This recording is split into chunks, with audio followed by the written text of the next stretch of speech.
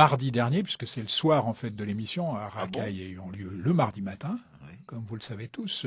Ça, c'est mardi soir à la télévision. C'était une intervention d'ailleurs qui était prévue pour plus tard et puis qu'il a avancé pour des raisons qui n'appartiennent qu'à lui. En tout cas, mardi soir à la télévision, le président de la République a présenté la nouvelle étape.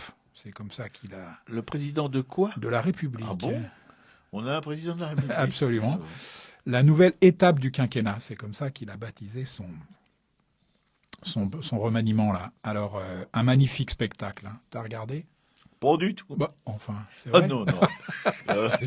J'ai suffisamment de raisons d'avoir des boutons sans en ajouter une autre. Eh bien, tu as raté quelque chose. Hein. Bon. Un magnifique spectacle qui restera comme le succès de cette fin d'année. Et que je vous propose de baptiser, écoutez bien, les monologues du Vagal. Oh. C'est joli. Oui, ça fait penser à un truc érotique. Exactement. Une pièce à succès qui s'appelle Les monologues du vagin. Ouais. Et puis, qui font évidemment référence au malaise vagal du président. Dont on aimerait qu'il nous en refasse un assez vite d'ailleurs. Oui, on peut pas dire mais malaise vaginal. Ah non, non, c'est pas bien. Pitié, là, pitié. Ouais.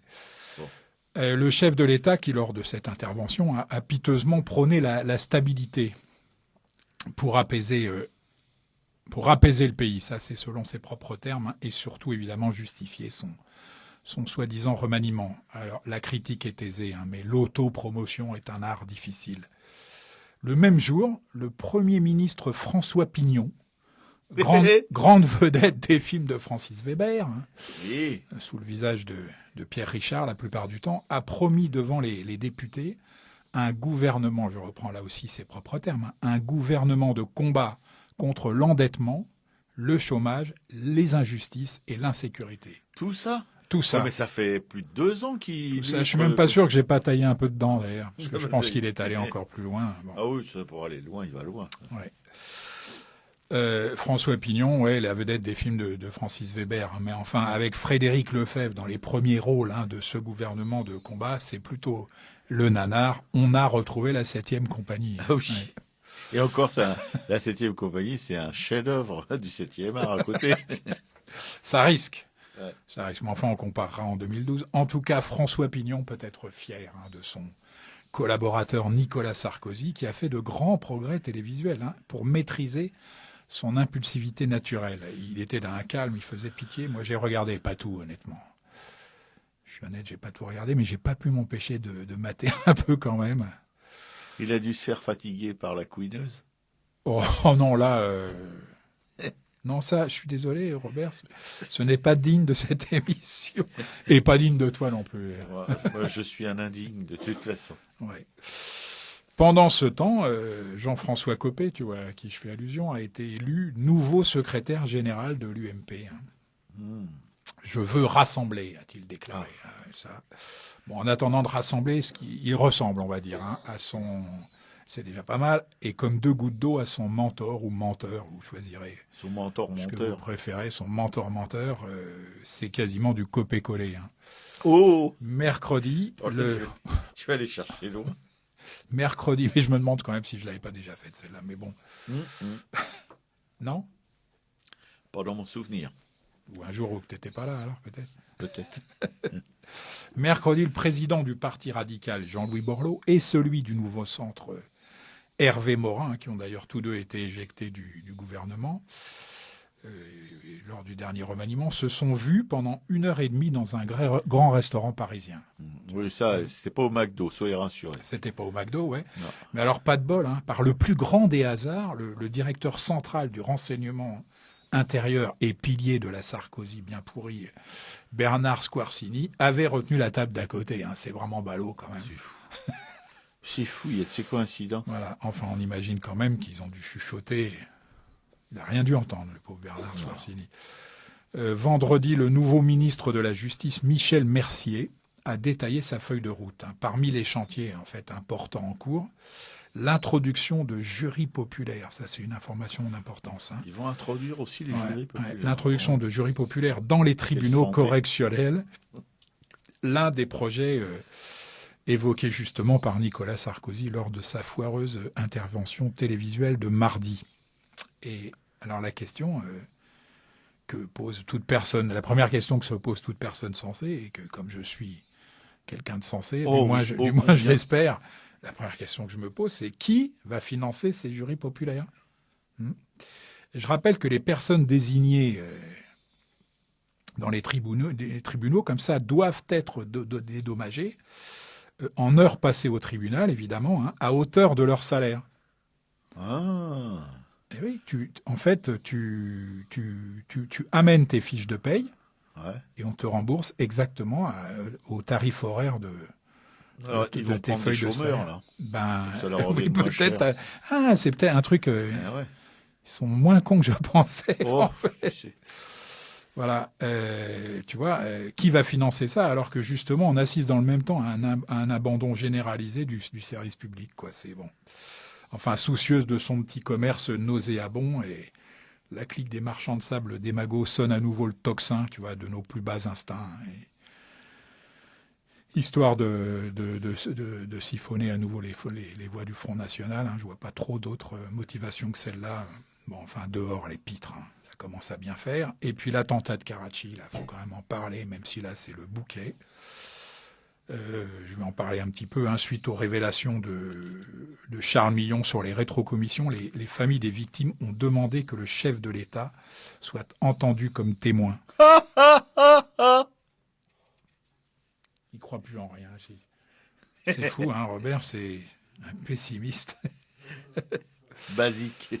Le Parti socialiste a lui demandé que la levée du secret défense sur cette affaire. Non, mais c'est pas vrai.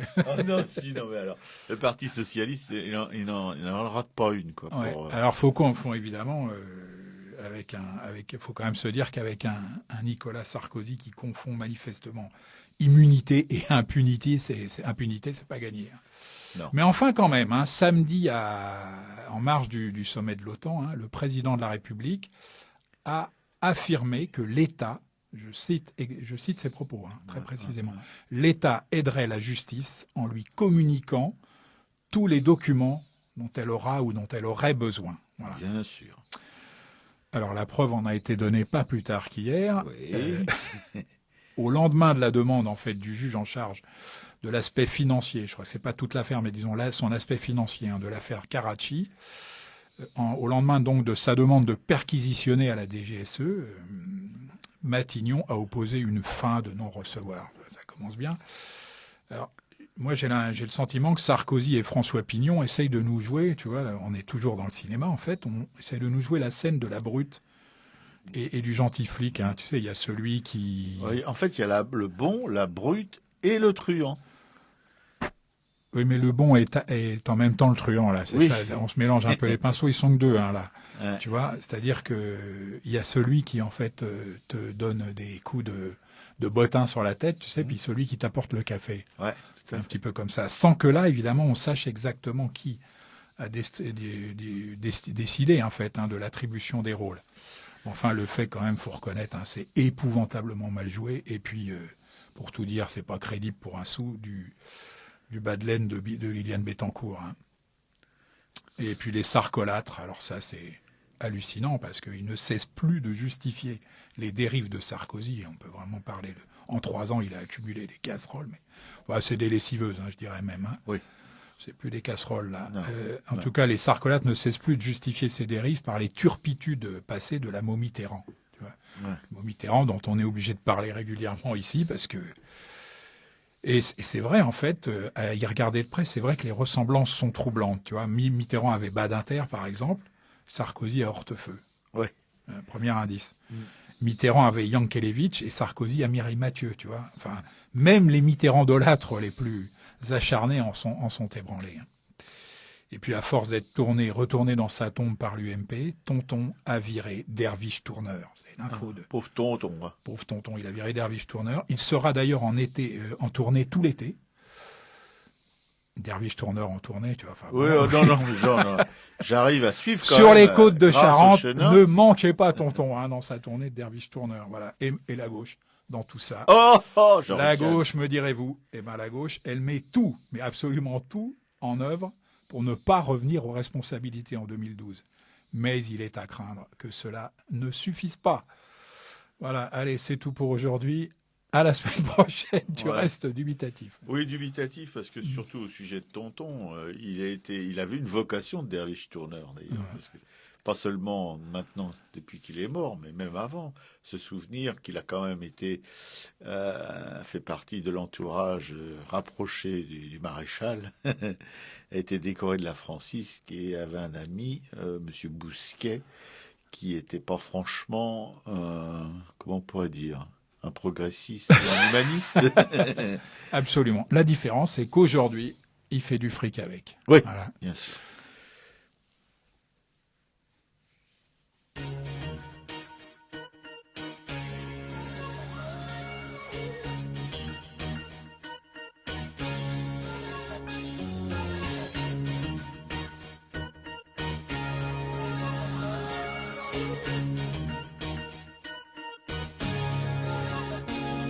Je me place afin de casser les reins des petits clébards. Maréchal premier opus, pareil que je suis Jobar. Inch'Allah, avec mes ros, je toucherai de l'or en bas.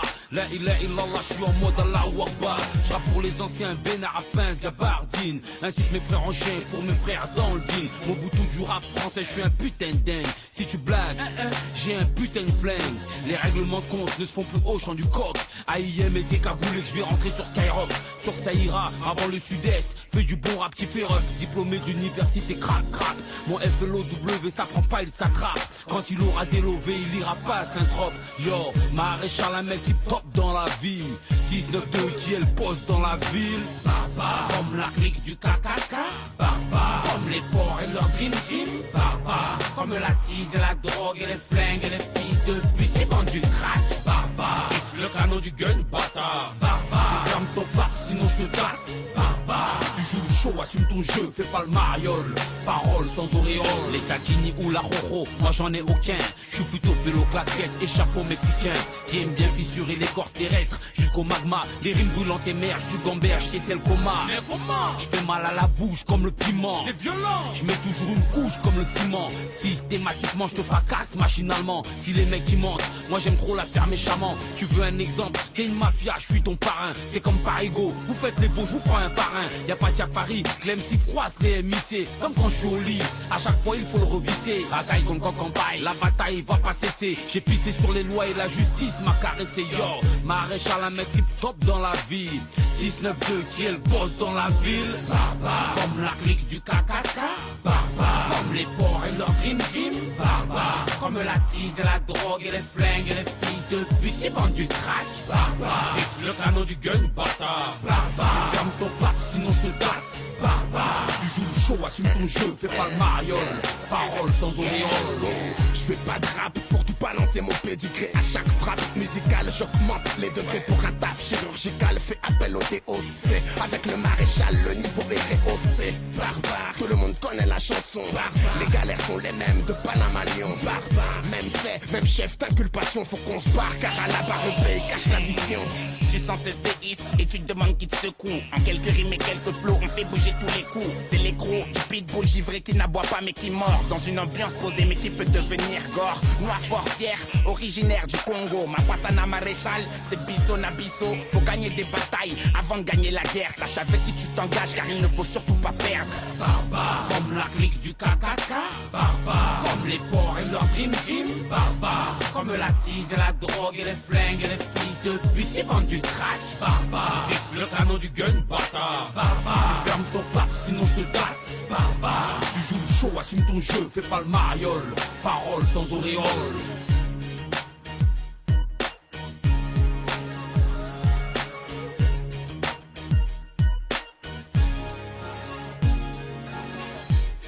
Yo, c'est Maréchal. Premier album. 692 Goudron Chaud. Barbare. La France est barbare. Toutes les cités sont barbares. Jaco, c'est barbare.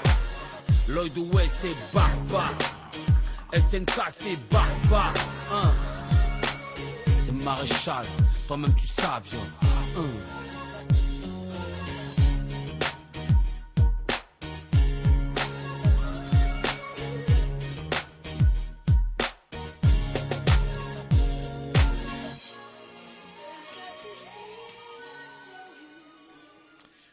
venez d'écouter Maréchal du groupe Barbare. Non, Maréchal du groupe Maréchal, en fait. Ah bon? Et pourquoi y a-t-il écrit sur ce script? Parce que le morceau s'appelle Barbare. Ah, c'est le morceau qui s'appelle Barbare. Voilà, Je suis vraiment une flèche, moi, dans cette chose de radio. Bon. Barbare, voilà. Toujours Radio Libertaire, toujours Arracaille, toujours Enrico Potard, Jean à l'instruction publique qui va tout de suite vous narrer La pensée sauvage par Claude Lévi-Strauss. Oui, dans un extrait, Claude Lévi-Strauss, c'est 1908, 2009. Voilà. Ah oui. Eh oui, il avait pété les 100 ans, le Claude. Dans cet extrait d'un livre qui a été publié au milieu des années 50, qui est aujourd'hui considéré unanimement, on va dire, comme ayant eu une influence décisive dans le domaine des sciences sociales. Claude Lévi-Strauss esquisse une théorie anthropologique de l'art, je pense que c'est comme ça qu'on peut le définir, par le biais d'une lecture, je mets ça entre guillemets, lecture bien sûr, d'un tableau de Clouet. Tout le monde sait que l'artiste tient à la fois du savant et du bricoleur. Avec des moyens artisanaux, il confectionne un objet matériel qui est en même temps objet de connaissance. Regardons ce portrait de femme par Clouet et interrogeons-nous sur les raisons de l'émotion esthétique très profonde que suscite inexplicablement, semble-t-il, la reproduction fil par fil et dans un scrupuleux trompe-l'œil d'une collerette de dentelle. L'exemple de Clouet ne vient pas au hasard, car on sait qu'il aimait peindre plus petit que nature. Ces tableaux sont donc, comme les jardins japonais, les voitures en réduction et les bateaux dans les bouteilles, ce qu'en langage de bricoleur, on appelle des modèles réduits. Encore faut-il s'entendre sur les définitions. Les peintures de la chapelle Sixtine sont un modèle réduit en dépit de leurs dimensions imposantes, puisque le thème qu'elles illustrent est celui de la fin des temps. Revenons maintenant à la collerette de dentelle dans le tableau de Clouet. Tout ce qu'on vient de dire s'y applique, car pour la représenter sous forme de projection dans un espace de propriété dont les dimensions sensibles sont plus petites et moins nombreuses que celles de l'objet, il a fallu procéder de façon symétrique et inverse ce que n'eût fait la science si elle s'était proposée, comme c'est sa fonction, de produire au lieu de reproduire non seulement un nouveau point de dentelle à la place d'un point déjà connu, mais aussi une dentelle véritable au lieu d'une dentelle figurée. La science eut, en effet, travaillé à l'échelle réelle, mais par le moyen de l'invention d'un métier, tandis que l'art travaille à échelle réduite, avec pour fin une image homologue de l'objet. La première démarche est de l'ordre de la métonymie. Elle remplace un être par un autre être, un effet par sa cause, tandis que la seconde est de l'ordre de la métaphore. Ce n'est pas tout, car s'il est vrai que la relation de priorité entre structure et événement se manifeste de façon symétrique et inverse dans la science et dans le bricolage, il est clair que de ce point de vue aussi, l'art occupe une position intermédiaire. Même si la figuration d'une collerette de dentelle en modèle réduit implique, comme nous l'avons montré, une connaissance interne de sa morphologie et de sa technique de fabrication, elle ne se ramène pas à un diagramme ou à une planche de technologie. Elle accomplit la synthèse de ses propriétés intrinsèques et de celles qui relèvent d'un contexte spatial et temporel. Le résultat final est la collerette de dentelle, telle qu'elle est absolument, mais aussi telle qu'au même instant son apparence est affectée par la perspective où elle se présente, mettant en évidence certaines parties et en cachant d'autres, dont l'existence continue pourtant d'influer sur le reste. Par le contraste entre sa blancheur et les couleurs des autres pièces du vêtement, le reflet du cou nacré qu'elle entoure et celui du ciel d'un jour et d'un moment, telle aussi parce qu'elle signifie comme parure banale ou d'apparat, portée neuve ou usée, fraîchement repassée ou froissée, par une femme du commun ou par une reine, dont la physionomie confirme, infirme ou qualifie sa condition, dans un milieu, une société, une région du monde, une période de l'histoire. Voilà, c'était un petit peu long, excusez-moi, mais j'ai eu Non, pas du pas tout. réussi à couper dans Non, mais bien sûr. dans ce texte. Hein, La pensée sauvage de Claude Lévi-Strauss, hein, que je le rappelle, un livre qui date des années 50, est publié chez Presse Pocket. Donc c'est un livre qu'on peut trouver pour moins de 7 €. Hein. Vous pouvez le commander à la librairie Publico, 145 rue Amelot, dans le 11e arrondissement de Paris, métro Robert. Oberfanf ou fille du Falvert. C'est exactement ça. Parfaitement. Téléphone de la librairie 01 48 05 34 08 et leur site internet après les W, librairie-publico.com. J'aime bien la définition de bricolage en fait pour les artistes. Ouais. Hein. Justement, et ça me fait penser à notre précédente invitée, Juliette. Je ne sais pas si elle en a parlé ici, les micros ouverts ou hors les micros ouverts, ou au bistrot ou au marché, mais elle disait que... c'est elle qui disait ça. Non, c'est pas Juliette, c'est Agnès qui était venue aussi ici. Mais c'est à la suite de ce que de l'intervention Agnès de Juliette, Martin, quand oui. même, ouais. Agnès disait, en pensant au texte de l'autre Juliette qu'elle a lu, je vais prêter le bouquin que tu m'avais passé, Sina, et pour qu'elle lise le papier de Juliette, qu'elle a beaucoup aimé. Mais en même temps, ça lui a fait penser. Elle posait la question, pourquoi, dans le fond, tous les gens, les exégètes de l'art, tous ceux qui écrivent, qui dissertent ou qui font des thèses sur la création, sur l'art, sur la représentation des peintures, etc. Bref, tout ce qui introspecte dans ce domaine. Pourquoi jamais ou rarement, c'est pas évident même pour moi, dans ma mémoire en tout cas, on interroge l'artiste, le peintre, le créateur, mais qu'il soit pas seulement un peintre, un plasticien, mais un musicien, un écrivain, un poète, un chanteur, je sais pas, sur sa pratique, c'est-à-dire sur les sensations qu'il éprouve quand il travaille, parce que on a des sensations quand on travaille. Ça, c'est le moins qu'on puisse voilà, dire. et c'est jamais évoqué, on n'a jamais, Agnès est beaucoup plus cultivée que moi dans ce domaine, puisqu'elle était elle-même, elle travaillait sur l'histoire de l'art. Et c'est vrai que les artistes ont des choses à dire, mais même ici, dans cette émission, on n'a jamais vraiment fouillé un peu cette partie importante, je crois, de la création. C'est vrai. Et, Juliette, la semaine dernière, effectivement, je trouve qu'elle peut-être un peu. Elle en a quand même parlé. Mais c'est vrai que peut-être on devrait... Alors, c'est à nous de faire le travail en même temps, c'est-à-dire de poser des questions aux artistes qui viennent sur cet aspect de... Parce que la notion de bricolage évoquée par Lévi-Strauss, ou écrit même... Qui n'a aucun aspect péjoratif. Non, bien sûr que non. Dans son esprit, il n'y a rien de péjoratif. Tout à fait. Quand il parle de bricolage... Et ça se rapproche justement de ce questionnement d'Agnès et d'une partie de la réponse qu'a donnée Juliette. Bricolage, oui, c'est... Quand on est, je suppose que dans l'imaginaire collectif, quand on imagine quand on pense à un artiste, à son travail... Je dis que de quelque discipline artistique que ce soit, on doit voir une espèce de gestuelle, un truc magnifique, tout arrive comme ça. En fait, ce sont des bouts de ficelle la plupart du temps, au service, bien sûr, d'une technique, mais voilà, il n'y a pas, tout ne vient pas comme ça, d'une manière somptueuse, facile. C'est souvent, il y a des arrêts, il y a des départs, on gratte, on redéface, on recommence, on bidouille. Je devine une petite, non? C'est pas, tu attaques pas un peu le mystère Picasso, là, de Clouseau? Non, il n'y a pas une petite référence déguisée? Peut-être un petit peu, oui, quand même, oui.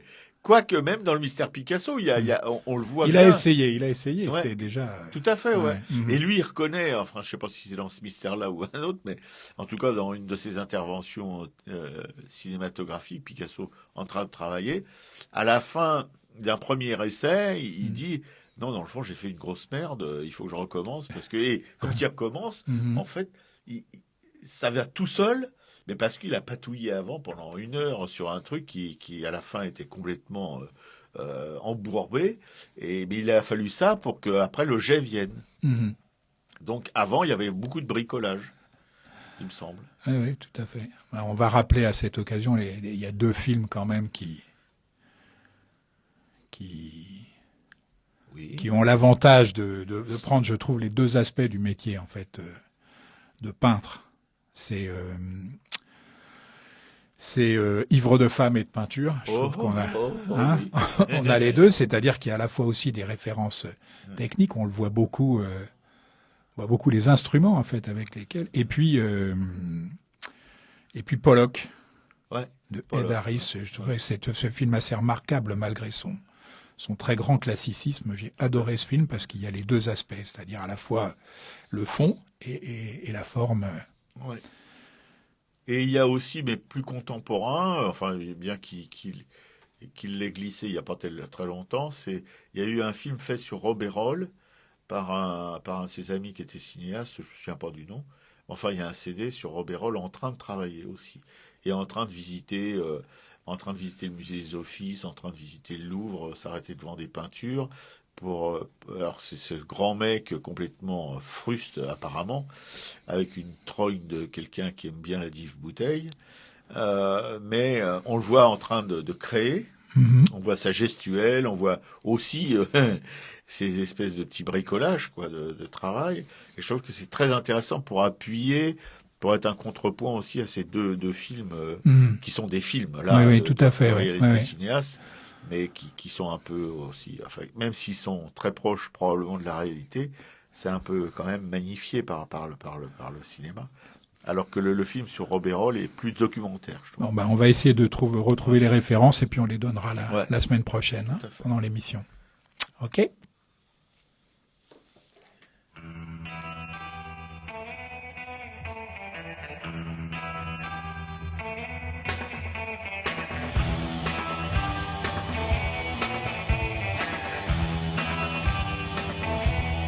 What I don't know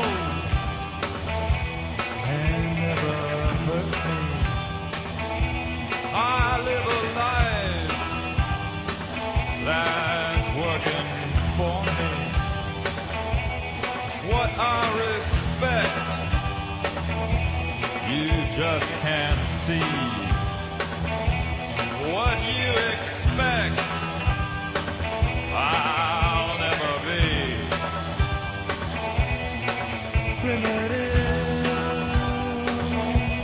That's how I live. Primitive. I take what you give. 'Cause I love and I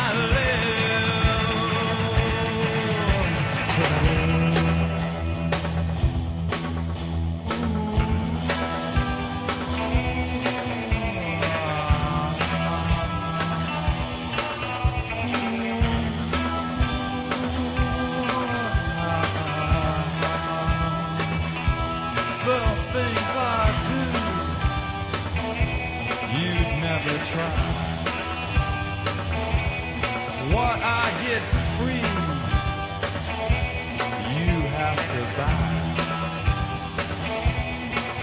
I'm proud of my life, but don't ask me why. 'Cause if I told you, I'd probably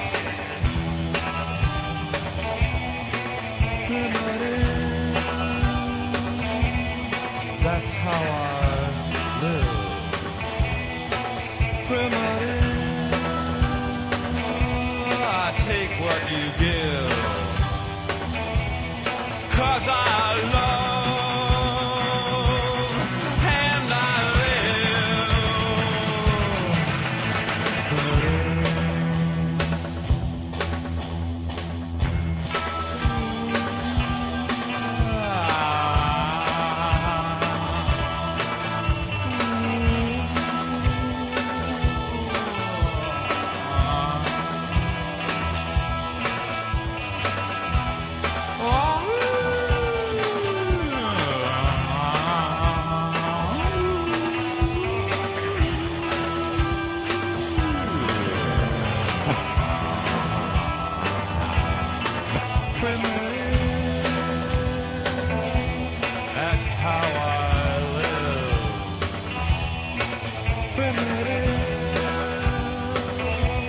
I take what you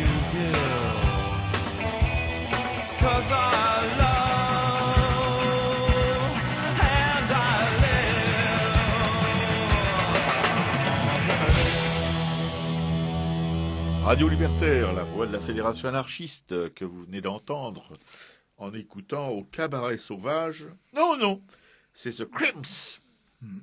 Primitive. Oh, en anglais, ça se dit Primitive Ouais. aussi. Ouais. Que vous venez d'écouter sur Radio Libertaire, la voix de la Fédération anarchiste, avec dans le petit bocal de la régie notre camarade Henrik qui remplace notre camarade Maïté Alité à l'hôpital, Jean à l'instruction publique, toujours droit dans ses bottes de paille, non, dans ses chaussettes russes. Ah, je connais pas ça. Tu connais pas les chaussettes Non, russes? les chaussettes russes, c'est Ah quoi? bon, dis donc, alors là, dans les chaussettes russes, c'est bien connu, surtout par les C'est des gens... chaussettes qui rentrent dans les chaussettes, c'est ça? Il y a au moins 5 paires. C'est fait avec des bandes de tissu. Mhm. Et tu marches sur tes chaussettes, c'est pas tu mets pas dans des bottes. Ah, d'accord. Carrément, c'est comme un... Ah comme... non, je connais pas. Mais Ah, je sais pas. Si tu veux, pendant la guerre, les prisonniers, les gens comme ça qui marchent en colonne en Russie pour rejoindre la Sibérie, et particulièrement les Allemands qui ont chuté à Stalingrad, ils étaient chaussés de chaussettes russes. Ah oui, d'accord. Mais bon, mon désavantage, c'est que contrairement à toi, j'ai pas fait partie des campagnes napoléoniennes. Ah, c'est dégueulasse. Enfin, bon, je devrais jamais m'y frotter parce que s'y frotte, c'est pique. Tic-tac. Ouais, je voudrais vous raconter une histoire d'art sauvage, ou plutôt d'art sauvage récupéré. Hein. C'est les têtes maoris. Tu vois, je voulais t'en amener une. Enfin, pas une vraie, une reproduction, j'ai Il oublié. y en a au musée de l'Homme.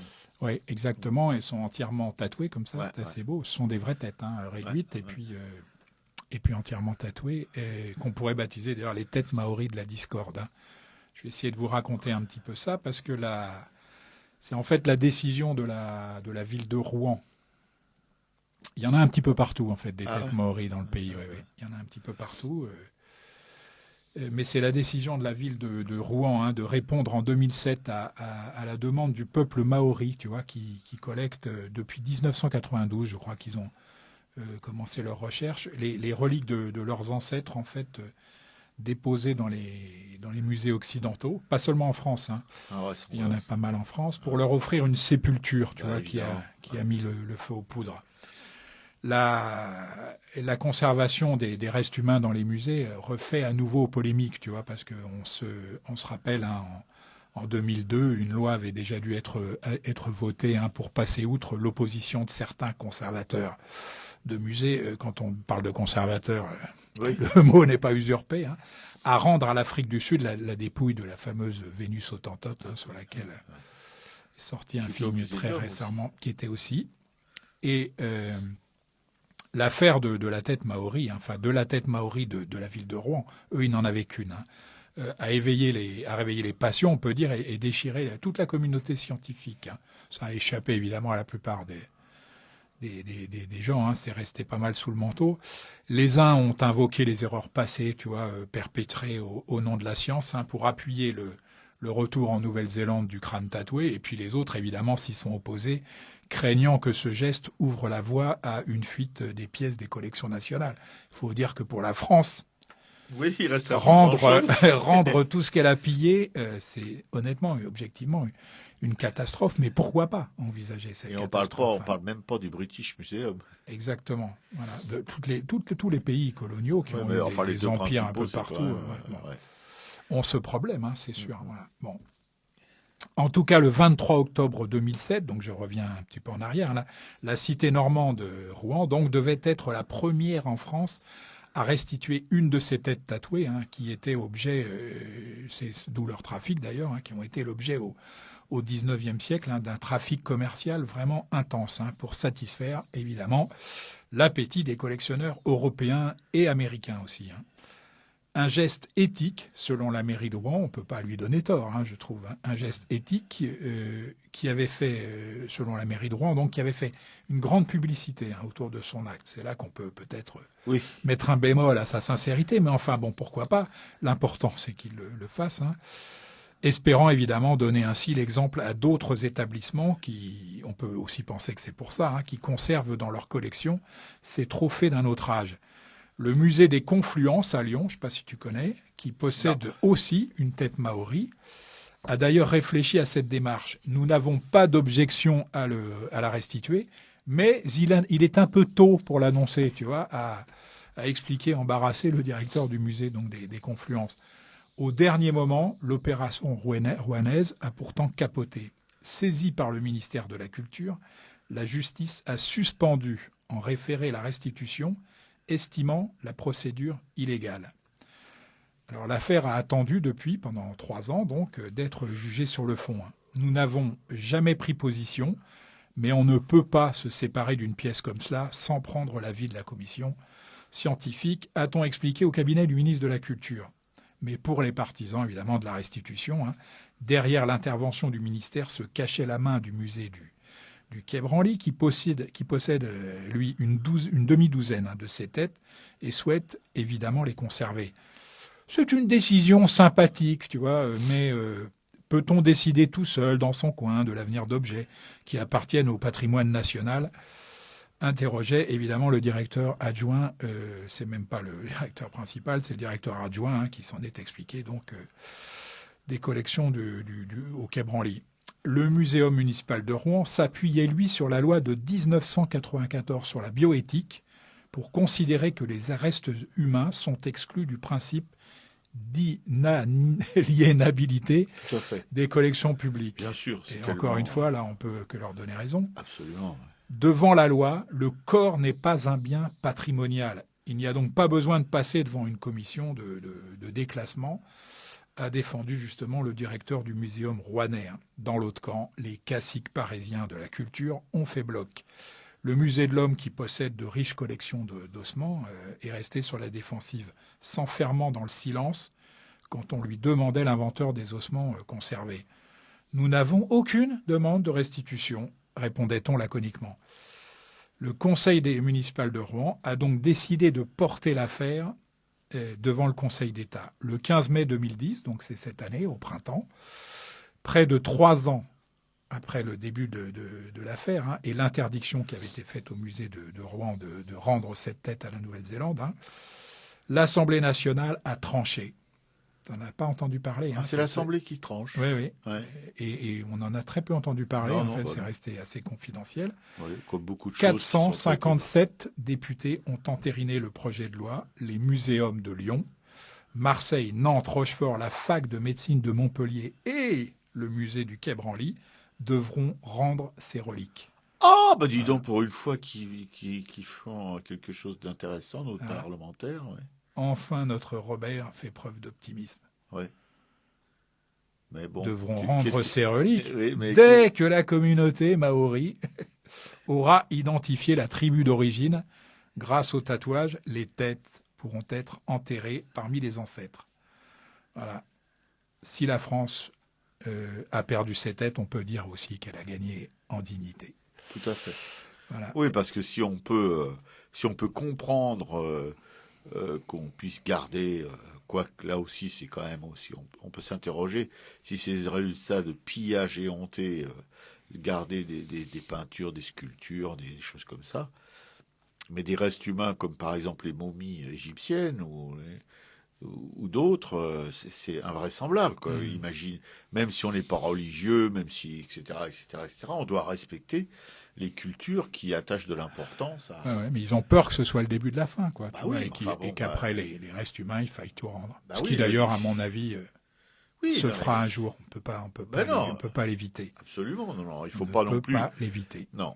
Comme on nous apprend que les chevaliers étaient des gens honnêtes, que les rois étaient vraiment des demi-dieux, etc.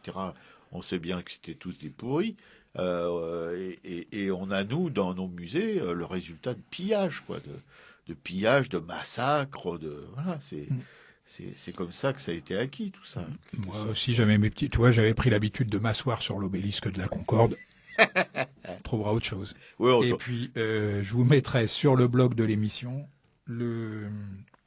la tête maori, parce que c'est très beau, en fait. Oui, bien sûr. Très beau. Ouais, tout à fait.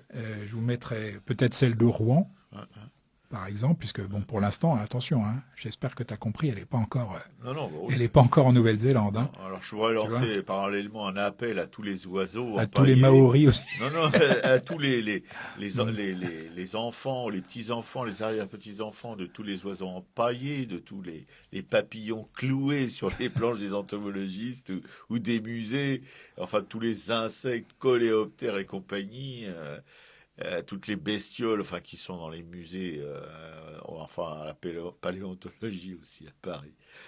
Bah, qui pétitionnent et puis qui demandent le rapatriement de. Non, je déconne.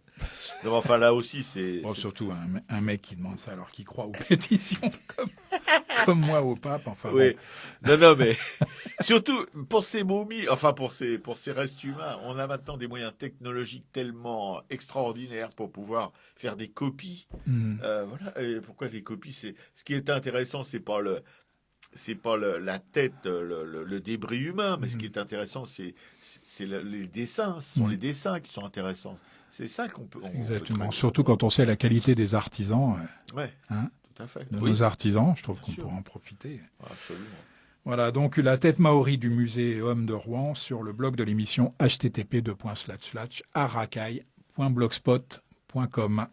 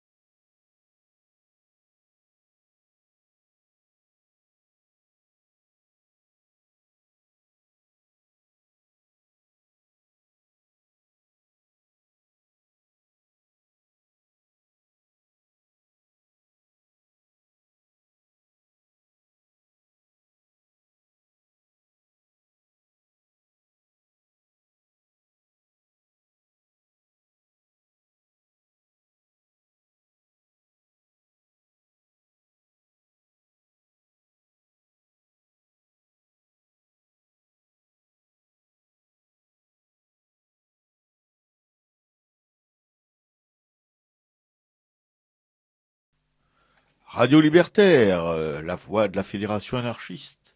Sans Dieu, sans maître, sans publicité. à Racaille, la 79e, avec notre cher camarade Henrik, à moitié mort au potard. Et c'est quand on vous dit ça, c'est vraiment, on a peur pour lui, on ne sait pas s'il finira l'émission. Mais avec sa conscience professionnelle, on est rassuré, on n'a aucun doute. Jean, notre hussard noir, toujours sur la brèche, pour vous parler maintenant de l'arte povera. Ou plutôt comme je sais pas si je vais avoir le temps de tout faire, en fait, si ça t'ennuie pas, je vais plutôt... Il fait rien que de me contrarier. Mais j'adore te contrarier. Le plancher de Jeannot le Béarnais, histoire... Ouais, par exemple. Ouais, ouais. Bon, mais en fait, là, ce sera pas pour te contrarier, c'est plutôt pour abonder dans ton sens. Hein. Si t'abondes, alors. Allez, un petit coup de brosse à reluire. J'ai vu en fait au musée, cet été au musée de Florac, c'est le musée Champollion, j'ai vu une reproduction d'une pierre qu'on appelle le Code d'Hammurabi, parce que est gravé sur cette pierre.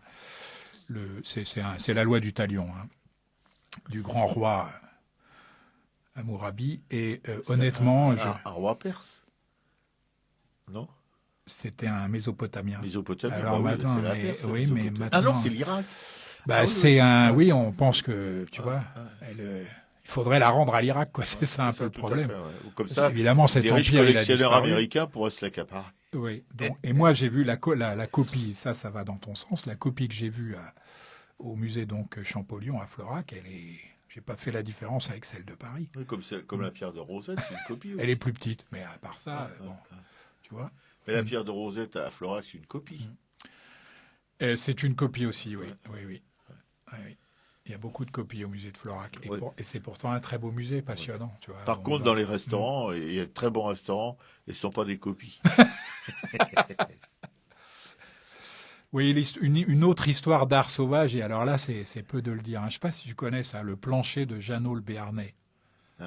Voilà. Et c'est une info de première bourre pour les Parisiens. Jeannot le Béarnais, c'est 1939-1972. Hein. C'est en fait à la mort de sa mère en 1971 que Jeannot, le Béarnais, donc, je ne connais même pas son nom de famille. C'est peut-être le Béarnais, j'en sais rien, mais je ne pense pas. Que Jeannot l'enterre en fait sous l'escalier familial, hein, arrête de s'alimenter et commence à graver un long texte sur le plancher de sa chambre. Des mots faits de lettres anguleuses, hein, creusées, entaillées. Je pense qu'il a carrément fait ça au couteau. Perforé même, hein, sur un plancher de chêne. Des mots qui ne disent pas ce qu'ils disent ou le disent de travers. Tu vois, mots furieux, orgueilleux, vindicatifs, orphelins. Dépouillé d'une langue morte, un lambeau d'une langue indicible ou prémisse d'une langue à venir, on ne sait pas trop, hein, on verra dans quelques siècles. Hein. Jeannot, le paysan contrarié, on peut l'appeler comme ça, avait un fusil qui ne le quittait pas. Il avait aussi un tracteur, tel un Don Quichotte motorisé, tu vois, revenu du fond des âges, surgi du plus lointain d'une terre sauvage. Hein. Il gardait l'entrée de la ferme dans laquelle il vivait reclus, complètement reclus, avec sa mère et sa sœur. Alors qu'est-il arrivé pour que cet homme s'enferme dans sa chambre, à côté du cadavre de sa maman, et entreprenne précisément là d'inscrire sur des lames, je pourrais dire des larmes, hein, de bois, le manifeste de sa folie. Alors, le suicide de son père, quand on reprend son histoire, ou le peu qu'on en sait, hein, il y a eu d'abord le suicide de son père, la guerre d'Algérie, à laquelle il a participé, la mort de sa mère, l'amour qui lui tombait tout le temps des mains. Ou alors est-ce que la vie ne l'avait pas écorché dès la première lueur du premier jour, tu vois. Nul n'est jamais entré dans la tête de Jeannot le Béarnais, hein, ni le maire de la commune, ni le vétérinaire, ni les gendarmes, ni les pompiers qui l'ont côtoyé. Gardien des morts, maître du temps, Jeannot est allé jusqu'au bout de son chemin. Il se laissera en fait mourir d'inanition à l'âge de 33 ans, une fois son œuvre achevée. Bien des années plus tard, en 93, hein, après la mort de sa sœur, le plancher en fait sera redécouvert, hein, ou découvert par un psychiatre. Alors ce que je vous propose, parce que le texte est assez court, c'est de vous le lire. Ouais. Mais c'est à la limite de la compréhension. Hein. La religion a inventé des machines à commander le cerveau des gens et bêtes, et avec une invention avoir notre vue à partir de rétine de l'image de l'œil, abuse de nous santé, idées de famille, matériel, bien, pendant sommeil, nous font toute crapulerie l'Église, après avoir fait tuer les Juifs à Hitler, a voulu inventer un procès type et diable afin de prendre le pouvoir du monde et imposer la paix aux guerres. L'Église a fait les crimes et abusant de nous par électronique, nous faisant croire des histoires et par ce trucage abusé de nos idées innocentes, religion, a pu nous faire accuser en truquant poste, écoute, écrit et inventer toutes choses qu'ils ont voulu et depuis 10 ans et abusant de nous par leur invention à commander cerveau et avoir notre vue à partir image rétine de l'œil, nous faire accuser de ce qu'ils nous font à notre insu. C'est la religion qui a fait tous les crimes et dégâts et crapuleries, nous en a inventé un programme inconnu et par machine à commander cerveau et voir notre vue, image, rétine, œil. Et là, il y a 3 petits points. Il y a une ponctuation. Nous faire accuser, nous tous sommes innocents de tout crime, tort à autrui. Nous, Jean-Paul, c'était le prénom de sa sœur, Paul, et lui s'appelait Jean. Je connais une de mes sœurs que ça va peut-être faire marrer. Nous, Jean-Paul, sommes innocents. Nous n'avons ni tué, ni détruit, ni porté du tort à autrui. C'est la religion qui a inventé un procès avec des machines électroniques à commander le cerveau. Sommeil, pensée, maladie, bête, travail, toute fonction du cerveau nous fait accuser de crimes que nous n'avons pas commis. La preuve, les papes s'appellent Jean 23 au lieu de 24 pour moi et Paul VI, pour Paul. L'Église a voulu inventer un procès et couvrir les maquis des voisins avec machine à commander le cerveau du monde et avoir la vue image de l'œil, fait tuer les Juifs à Hitler, ont inventé crime de notre procès, point final. Extraordinaire. Et il est mort ensuite. Alors aujourd'hui, c'est considéré comme l'une des œuvres majeures de l'art brut. Et en fait, le plancher de Janot, je dirais esthétiquement, c'est une merveille en plus, tu vois. Donc, il est visible depuis 5 ans parce qu'il est exposé tout contre l'hôpital Sainte-Anne à Paris, dans la rue, pour les humains qui passent et aussi ceux qui trépassent. Voilà, le plancher de Janot, le Béarnais, c'est à voir dans les rues de Paris. Tout à fait. Non, mais c'est très beau parce qu'il y a un vrai rythme déjà, et il y a une espèce de répétition qui revient sur l'œil, sur la vue, tu vois, c'est pas un texte incohérent. Il y a une espèce une vraie cohérence, une vraie dans le défilement des mots, dans leur répétition, dans leur signification. Enfin, la première écoute comme ça, c'est magnifique. Puis encore une fois, je le dis, même esthétiquement, c'est une émotion terrible parce que c'est gravé donc sur un plancher, avec un couteau de paysan, manifestement. Oui, donc quand je te disais que je ne connaissais pas, c'est vrai, et j'ai eu cette information, j'ai vu un fragment de ce plancher, mais j'ai jamais entendu ce texte, et c'est ça me... Voilà, je mettrai une photo, mais j'irai peut-être la faire, parce que pour l'instant, je n'en ai trouvé que des photos qui n'avaient pas beaucoup de qualité, quoi. Je m'en mettrai une photo, en tout cas, du plancher de Janot sur le blog de l'émission, http://arakai.blogspot.com, mais je vous conseille, bien sûr, beaucoup plus que d'aller sur le blog voir une photo, aller voir ça. L'hôpital Sainte-Anne. Voilà, l'hôpital Sainte-Anne. Tu connais le lieu, non? Dans quel coin de Paris? L'hôpital Sainte-Anne? Ouais. Oui, mais j'ai pas pris l'adresse. Peut-être. Ça aussi, je le mettrai sur l'émission. J'ai oublié de préciser. Oui. J'ai oublié de prendre l'adresse.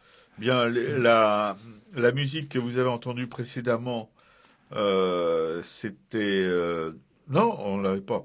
C'était l'audio. Pursuit of. Non, c'était l'audio qu'on a entendu. Ah, l'audio. On est un petit peu en retard. Et là, on va avoir la 5e. Ouais. D'accord.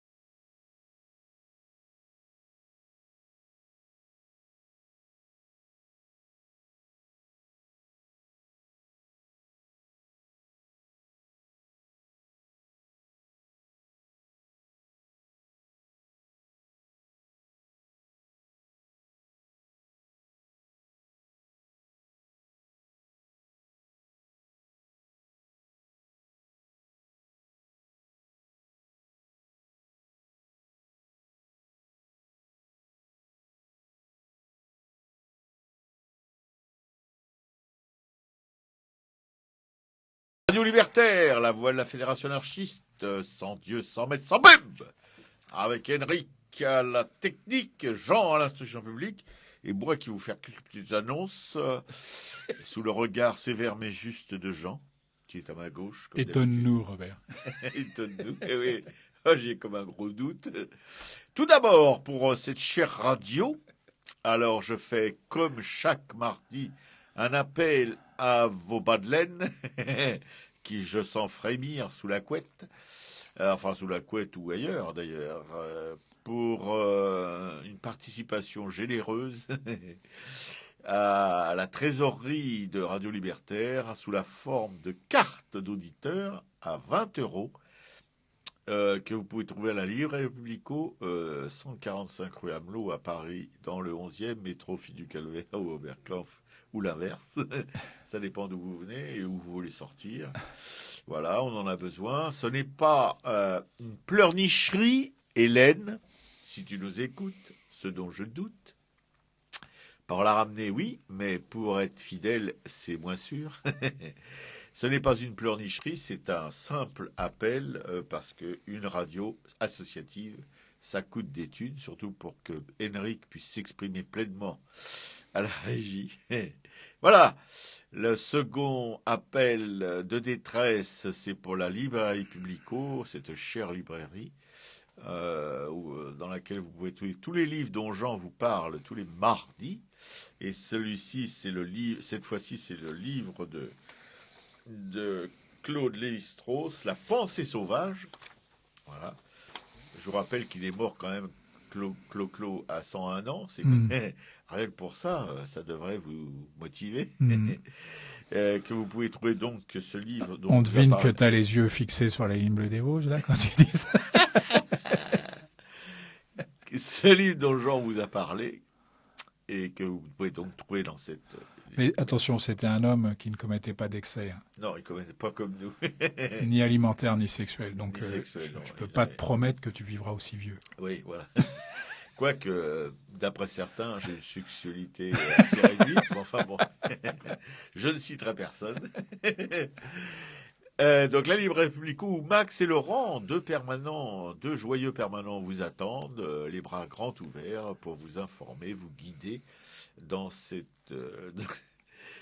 librairie un petit peu, comment on appelle ça, caverne d'Ali Baba, où vous pouvez trouver des livres militants, mais aussi de la littérature générale, des CD, des affiches, des flyers, des t-shirts, tout ce que vous pouvez trouver d'intéressant pour vos bourses plates. Et puis le Monde Libertaire, le magazine de la Fédération anarchiste, un hebdomadaire, où vous pourrez lire des textes, peut-être un jour même un texte de notre hussard noir de la République.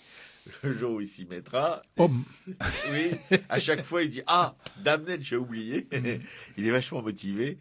On attend toujours son article, 5000 signes sur l'art. Sur l'esthétique anarchiste. Sur l'esthétique anarchiste, avec peut-être une illustration que vous pourrez lire justement dans le Monde Libertaire, où d'autres plumes s'activent toutes les semaines, des plumes militantes ou des plumes d'auteurs, et puis aussi des cartoons, des très bons cartoons d'une bande de jeunes dessinateurs qui se lâchent complètement, et c'est peu de le dire, il faut le voir.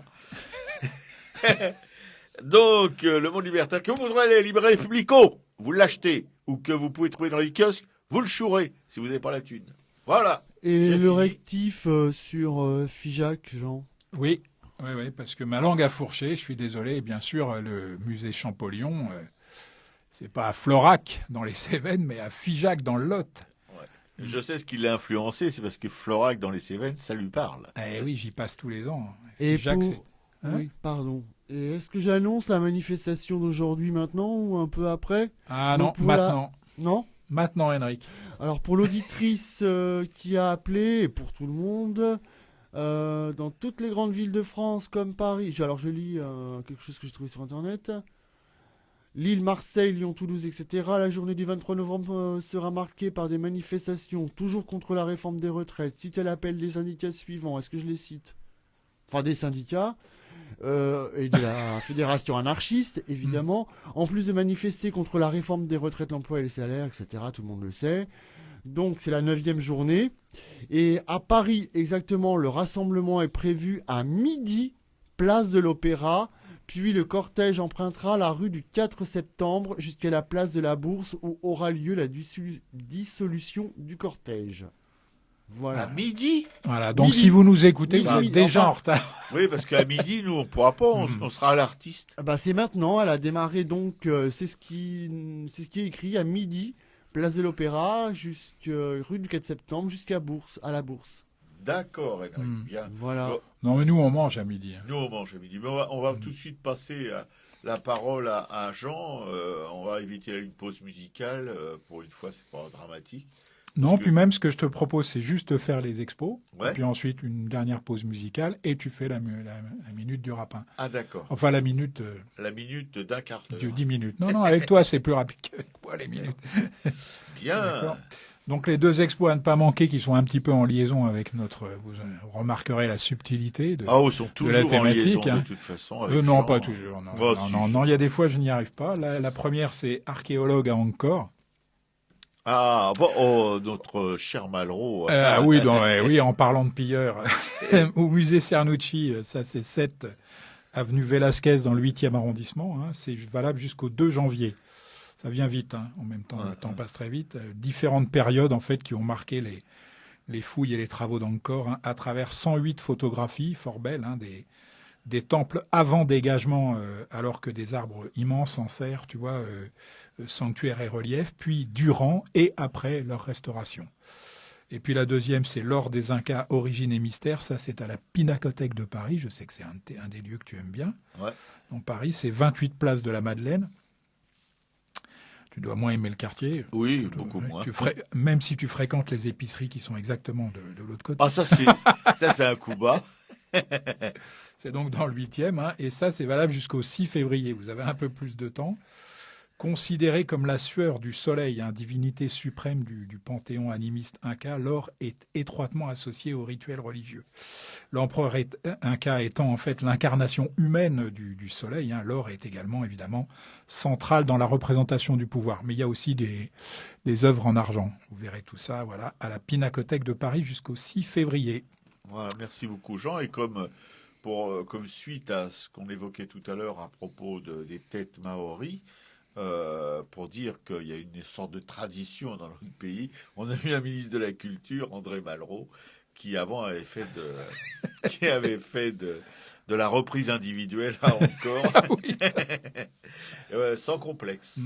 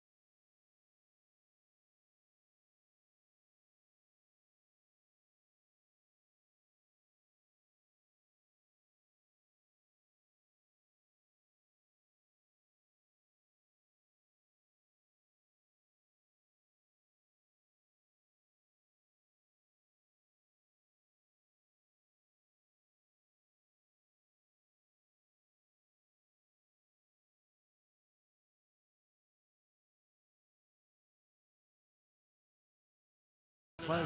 Radio Libertaire, la voix de la Fédération anarchiste. En Dieu, remettre sans publicité. À Racaille, la 79e. Peut-être la dernière. Avec Henrik, avec Henrik à la technique, qui est sur le déclin d'ailleurs, qui doit passer un scanner une visite médicale approfondie, un scanner de la gorge, parce qu'il bombarde trop. Enfin, c'est depuis qu'on sait qu'on risque de le perdre qu'on a fait... réalisé à quel point on tenait à lui. Oui. Hein. Avec Jean. On t'embrasse, Henrik. Avec Jean qui nous a instruits et abreuvé pendant toute cette émission. Avec un petit chenin. Saoulé, tu veux dire? Avec un petit chenin qui sent la noisette, mais aussi le bouchon. Oui, bon, c'est un peu. On repart sur le guide juridique et fiscal de l'artiste par Véronique Chambaud, chez Duno, éditeur. Et nous allons évoquer aujourd'hui l'allocation d'installation. Nous avons 5 minutes pour ça, c'est largement suffisant. Vous avez... Qu'est-ce qui se passe, Henrik? Vous avez trouvé votre atelier. Bah dites donc, vous n'êtes pas nombreux à l'avoir trouvé, mais enfin, pour ceux qui l'ont trouvé, il faut un peu l'aménager pour que vous puissiez travailler. Oui, parce que souvent, c'est un taudis immonde. Pour vous aider à l'installer, s'il nécessite des travaux particuliers, il nécessite toujours des travaux particuliers. Ou pour acheter du matériel, il faut toujours aussi acheter du matériel. Vous pouvez solliciter une aide à l'installation. Et là, on se marre. Parce que j'ai assisté à une commission, plutôt j'ai participé à une commission de la DRAC d'allocation d'installation d'atelier. Je peux vous dire que c'est assez folklorique. Et que si vous n'avez pas un copain ou deux, ou un Robert, disons, mais tout le monde n'en a pas. Hein. Non, tout le monde. Et puis moi, j'en ai un, mais... Alors voilà, la demande était effectuée auprès de la DRAC dont vous dépendez. Et là, on entre dans le chaud du sujet. Cette allocation est réservée aux artistes auteurs d'œuvres graphiques ou plastiques qui ont des relations. Ça, c'est pas dans le texte, mais je l'ajoute. Oui. Elle vise à aider au financement des travaux d'aménagement de votre atelier, à la condition que vous soyez propriétaire ou locataire en titre des locaux concernés. Moi, quand j'entends des artistes propriétaires, ça me donne des boutons. Elle peut aussi être consacrée à l'achat de du matériel lourd, c'est surtout pour les sculpteurs, ça, nécessaire à l'exercice de votre activité artistique. Four, échafaudage, matériel informatique, je vois pas où il y a du lourd dans le matériel informatique, enfin bon. Vidéo, non plus. Photographique, non plus. Presse à gravure, oui. Etc., etc. L'allocation demandée ne peut dépasser la moitié des dépenses engagées. C'est-à-dire qu'il faut que vous mettiez la moitié au pot. Déjà, ça commence à devenir très problématique. L'allocation demandée ne peut dépasser la moitié des dépenses engagées. Elle est plafonnée à 7 600 €. Donc, si vous demandez 7 600, vous devez avoir 3 800 sur votre compte en banque. La demande doit également être adressée à votre DRAC. La date limite de dépôt des dossiers est fixée à la fin mai de chaque année. Et il est recommandé qu'il n'y ait pas de traces de ketchup ou d'huile de frites sur votre dossier. Il faut faire ça le mieux possible. C'est pas ce qui vous donnera des chances supplémentaires, mais enfin, ça fait mieux dans le paysage. Vous voici installé au mieux pour travailler et créer. Enfin là, ils anticipent parce que vous n'avez pas encore votre allocation. Vous pouvez songer à la promotion de votre art et envisager votre sortie d'atelier. Qu'est-ce qu'ils veulent dire par sortie d'atelier? Jean? Ben, je reste... dubitatif. Ouais. Moi aussi. Une sortie d'atelier, je vois pas. Bien, la prochaine fois, parce que là, les minutes passant, nous devons céder la place à l'émission suivante qui s'appelle... Wreck This Mess. Wreck This Mess, avec Laurent comme DJ. Et la prochaine fois, c'est le chapitre 3 du guide juridique et fiscal de l'artiste par Véronique Chambaud, édition Duno. Et oui, on avance, on est à la page 47. Le chapitre 3, réussissez la promotion de votre art. Et c'est là, franchement, qu'on va se marrer, mais alors d'une manière, on va se désopiler, quoi, en quelque sorte. Parce que la promotion chez les artistes, c'est quelque chose. Surtout quand ils n'ont pas de marchands, ni d'agents, ni de galeries. Voilà. Donc, vivement la semaine prochaine. Oui, à la prochaine fois, chers camarades. Avec un chenin qui ne sera pas bouchonné. Avec un chemin, un chenin. Mais qui mettra Robert en forme là aussi. Parfaitement. Merci Henrik pour cette participation active, bien que tout sauteuse à cette émission. Eh ben, de rien, les amis. Bon. Et puis, salut à tous. À la Avisha semaine se porte prochaine. à bon plat.